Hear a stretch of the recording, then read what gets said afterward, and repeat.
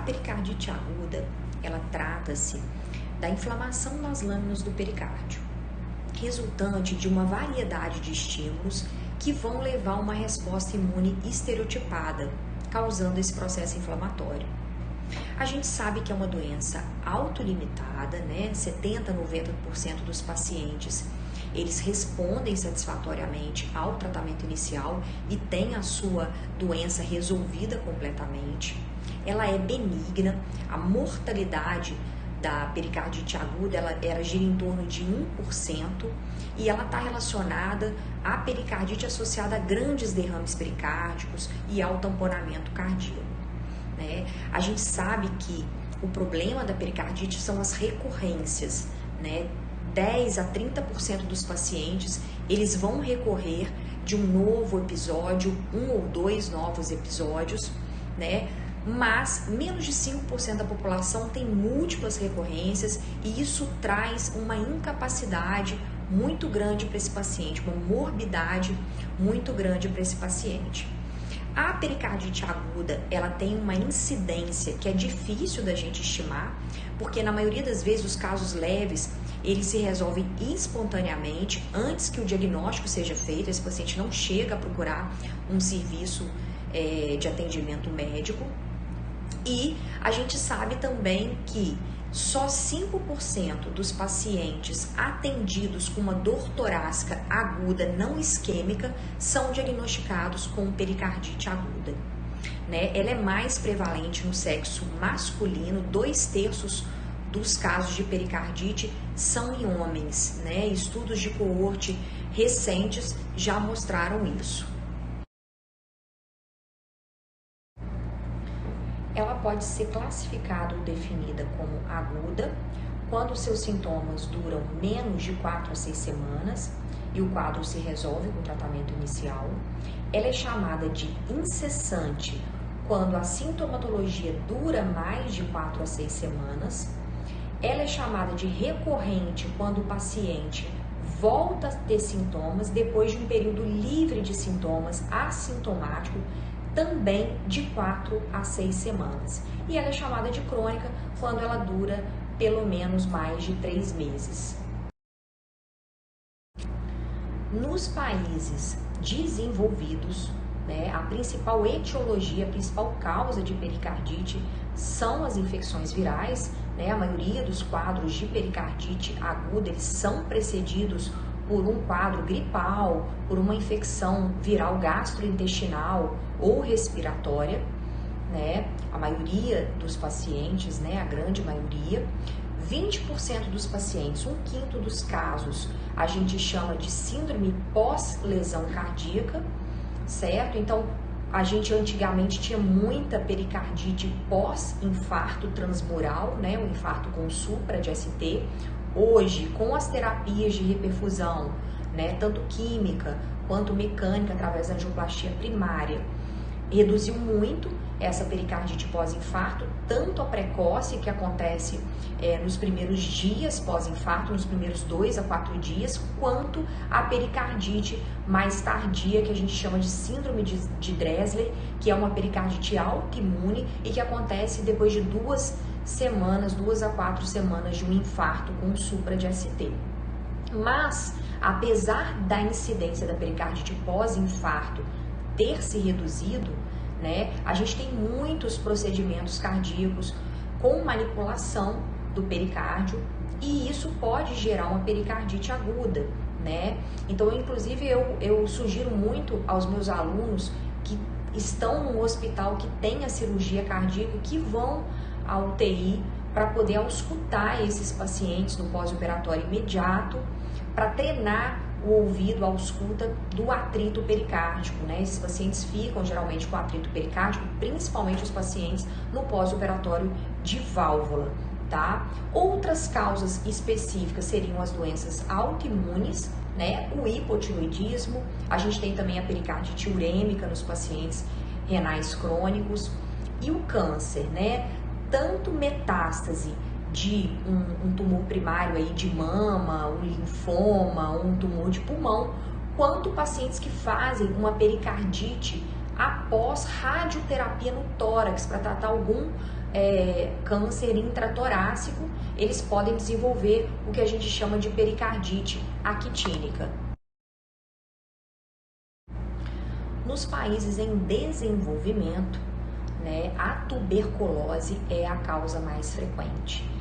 E a incidência aumentou muito por causa do HIV, né? Então a gente tem muito paciente imunodeprimido que pode ter pericardite por tuberculose. A própria incidência da doença, mesmo nos pacientes imunocompetentes, ela tem crescido muito atualmente, né? E grande parte dos casos de pericardite aguda, eles são classificados como idiopáticos, né? Aí mais de 80, 90% dos casos. Na verdade, esse termo se refere mais a uma incapacidade de definir o agente etiológico da pericardite e presume-se que a maioria desses casos seja realmente viral também. E como que a gente faz o diagnóstico de pericardite? Né? As diretrizes atuais, elas estabeleceram que o paciente precisa ter 2 de 4 critérios. Quais seriam esses 4 critérios? Uma dor torácica típica de pericardite, e nós vamos discriminar cada um desses critérios, falar um pouquinho de cada um deles. Atrito pericárdico, a presença de atrito pericárdico na ausculta cardíaca. Alterações eletrocardiográficas típicas da pericardite, com a evolução típica do eletro de pericardite, e o aparecimento de um derrame pericárdico novo ou a piora de um derrame pericárdico já existente ao ecocardiograma transtorácico. E como é a dor torácica de um paciente com pericardite aguda? A gente sabe que a dor torácica é o sintoma cardinal da pericardite. É a dor torácica que vai fazer a gente suspeitar do diagnóstico dessa doença. Ela é uma dor latejante, tipicamente pleurítica, que piora a inspiração profunda, que piora com a tosse, que piora com o soluço. E ela tem uma característica que seria virtualmente patognomônica de dor torácica de pericardite aguda, que é a irradiação para o trapézio, para o músculo trapézio, tá? Ela também melhora com a posição genopeitoral. Quando o paciente inclina o tórax para frente, ela piora ao decúbito dorsal. Né? A gente chama essa posição de prece maometana ou de posição de Blatchman.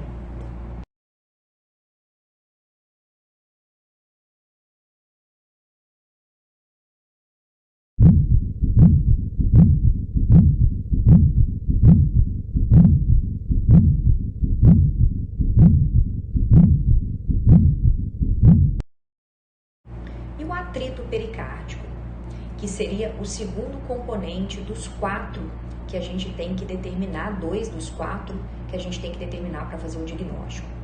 Ele seria um som da fricção das lâminas do pericárdio, tá? É muito importante lembrar, gente, que quando o paciente tem um derrame pericárdico maior, ele afasta as lâminas do pericárdio. Então, a gente não vai ouvir o atrito pericárdico, tá? Ele só é ouvido nos pacientes que não têm um derrame pericárdico importante ao atritar essas lâminas do pericárdio. É um som de fricção, é um som como se fosse um velcrozinho ou um som de cabelo, sabe? Como se fosse um estertor, né? Você não vai confundir com um som de ausculta pulmonar, porque a frequência respiratória é muito menor do que a frequência cardíaca, né?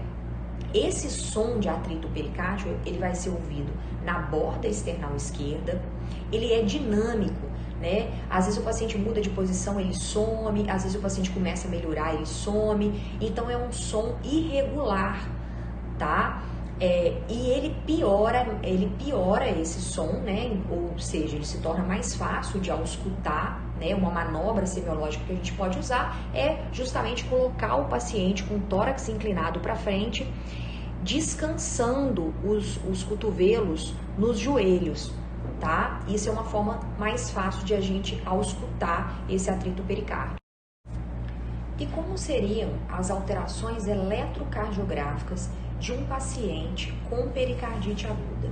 A gente sabe que essas alterações eletrocardiográficas, elas derivam da inflamação do epicárdio e do miocárdio adjacente, já que o pericárdio parietal, ele é eletricamente inativo. Esse eletro, ele evolui em 4 fases. A primeira fase, ela é marcada por uma depressão do segmento PR, que é o segmento que vai da onda P até o início do complexo QRS. Essa é uma alteração típica da pericardite aguda e muitas vezes a única encontrada no eletrocardiograma. Nessa primeira fase, acontece concomitantemente a essa depressão do segmento PR, pode ocorrer uma elevação do segmento ST, um supra do segmento ST. Só que diferente do que acontece no infarto agudo do miocárdio com supra, esse supra de ST, ele tem concavidade para cima, ele é um supra sorrindo, que a gente diz, e ele não respeita a parede, ou seja, ele não vai acontecer somente em derivações que enxergam uma mesma parede do miocárdio, tá? Ele vai ser difuso. Algumas vezes ele ocorre em menos derivações, não em todas as derivações, o que torna um pouco mais difícil o diagnóstico diferencial com infarto. Mas a gente tem que lembrar que a pericardite aguda, ela acomete geralmente pacientes mais jovens e que não têm fatores de risco para aterosclerose. Além disso, a dor torácica é completamente diferente de uma dor isquêmica. Ela é uma dor pleurítica, ventilatório dependente, tá? Numa segunda fase, acontece normalização dessas alterações. Na terceira fase, acontece uma inversão da onda T. E isso é um outro dado que ajuda no diagnóstico diferencial com um infarto ou com uma síndrome coronariana aguda sem supra, por exemplo. Porque na síndrome coronariana aguda, no infarto agudo do miocárdio, a inversão da onda T, ela ocorre concomitantemente com o supra do segmento ST ou com o infra do segmento ST. E na pericardite acontece num outro momento, você não vai ter supra do segmento ST ao mesmo tempo que inversão de onda T. Antes disso acontece a segunda fase, que é a normalização do eletro. E a última, quarta fase da evolução desse eletro, da pericardite, é a normalização completa desse eletro, tá? A gente encontra alterações eletrocardiográficas típicas em 60% dos pacientes e a mais característica é o infra, a depressão do segmento PR.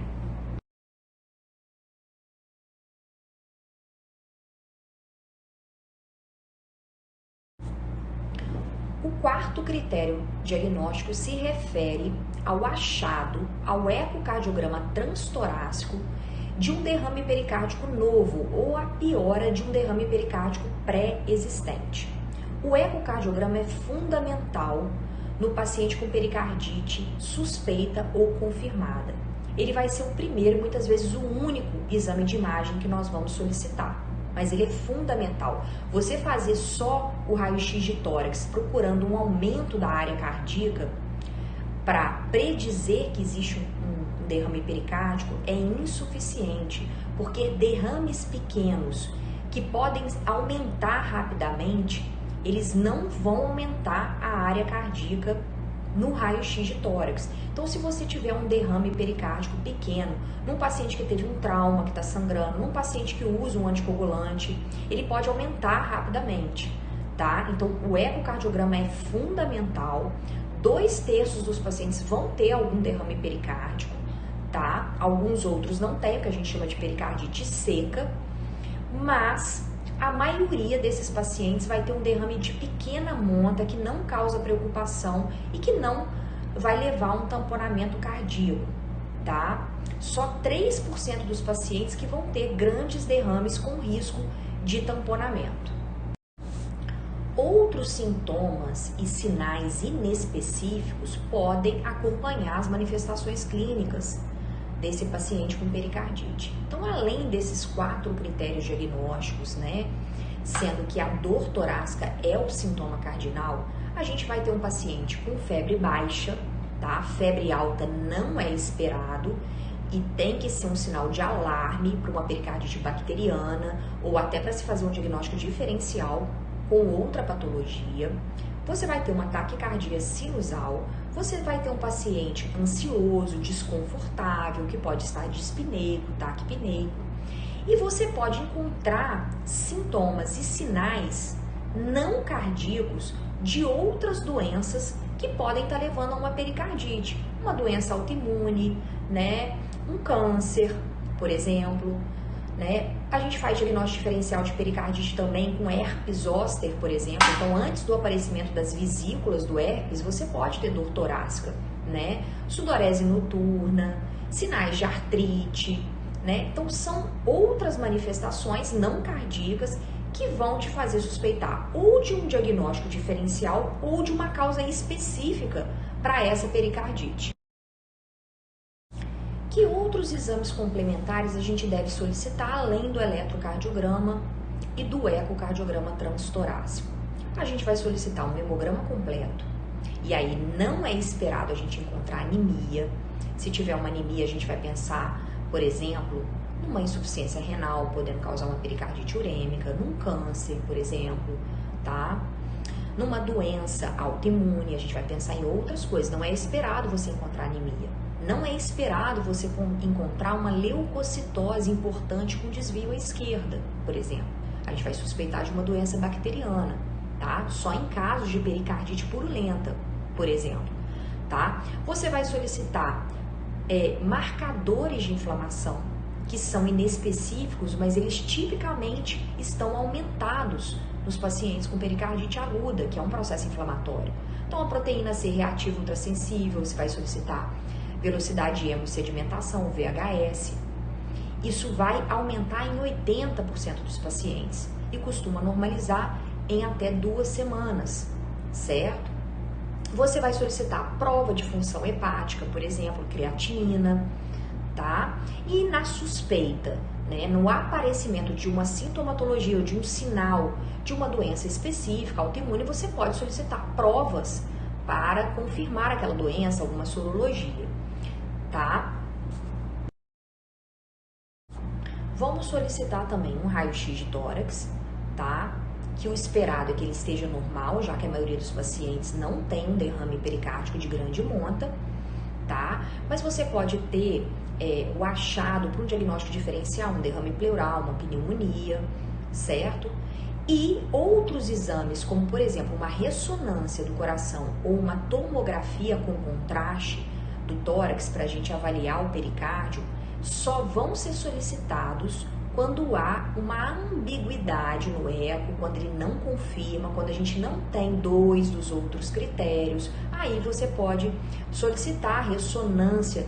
Ela é muito válida para avaliar acometimento miocárdico. O realce tardio do gadolínio, ele tem uma sensibilidade para pegar pericardite de mais de 90%, né? Vai precisar a presença dessa inflamação pericárdica e também de uma gravidade, né, de um acometimento maior do miocárdio. E a tomografia, ela também mostra o espessamento do pericárdio, pode mostrar calcificação, né, do pericárdio, e também ela é mais fidedigna para estimar o derrame pericárdio do que o eco, mas são exames de exceção. A maioria dos pacientes, gente, tem uma evolução benigna e pode ser tratado em casa. Quem são os pacientes que eu devo me preocupar? Tá? São pacientes com febre alta, que podem ter uma pericardite purulenta, né, com líquido mais espesso, que pode gerar um tamponamento mesmo com derrames pericárdicos menores, menos volumosos. Pacientes com grandes derrames pericárdicos, tá? Mesmo sem sinais incipientes de tamponamento. Os pacientes, obviamente, com tamponamento cardíaco, que vão precisar de uma pericardiocentese, tá?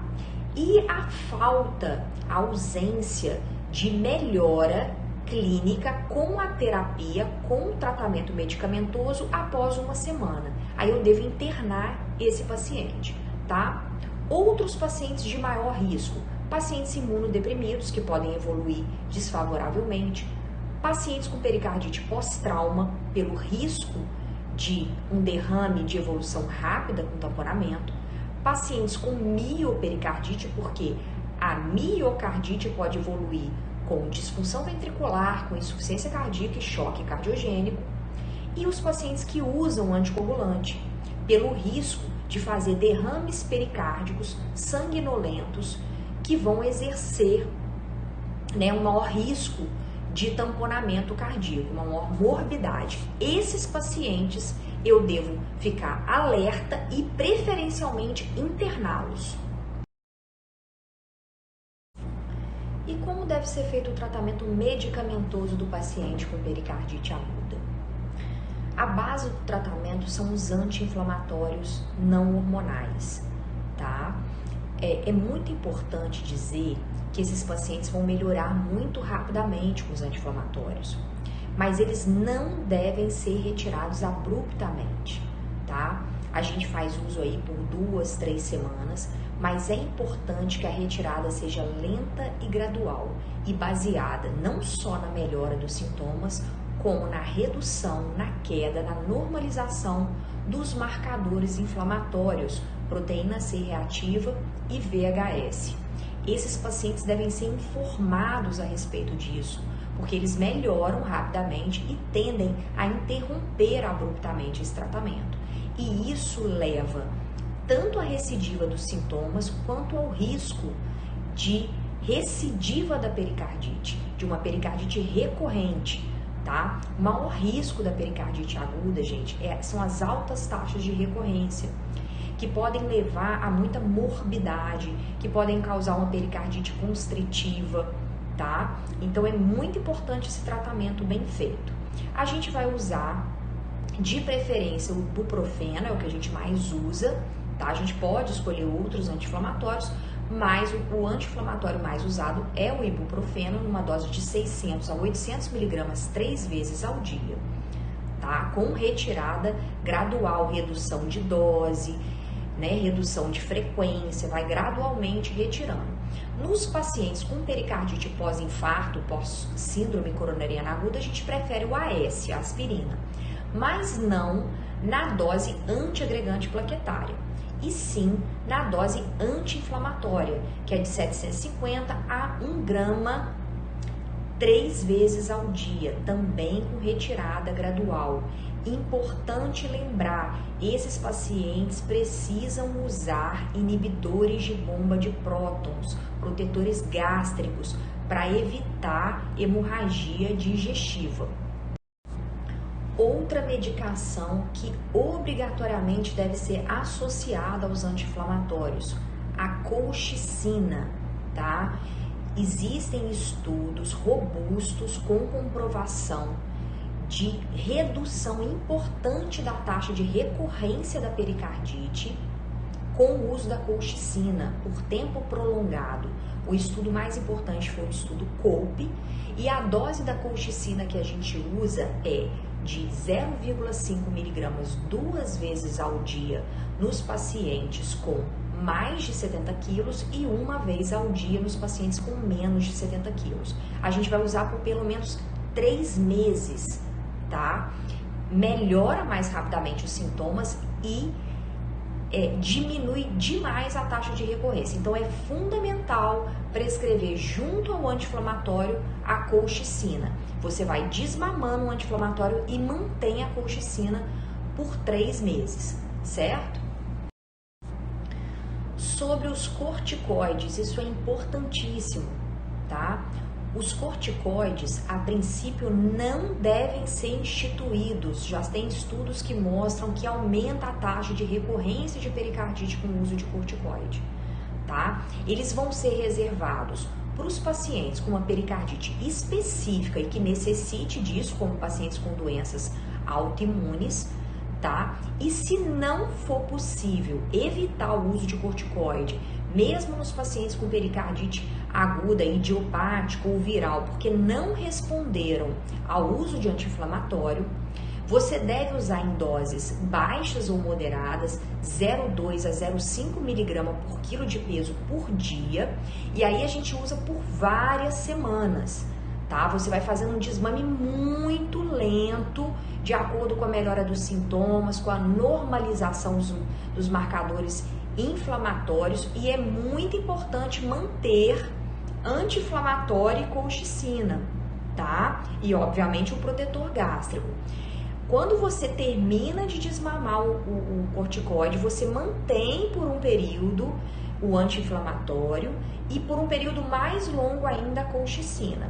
tá? A gente não tem dados precisos de quanto tempo a gente manteria a mais o corticoide, a colchicina, depois do desmame completo do corticoide, que tem que ser feito muito lentamente, a cada 2 semanas você vai reduzindo devagarzinho, tá? Mas a gente mantém por um período maior, mantém a colchicina aí por até uns 6 meses, mais ou menos, ok? E para terminar, recomendação para esse paciente: não pode praticar exercício físico por pelo menos 3 meses, tá, gente? Muitas vezes a pericardite é associada à miocardite adjacente e isso aumenta muito o risco de arritmia ventricular e até morte súbita quando tem miocardite.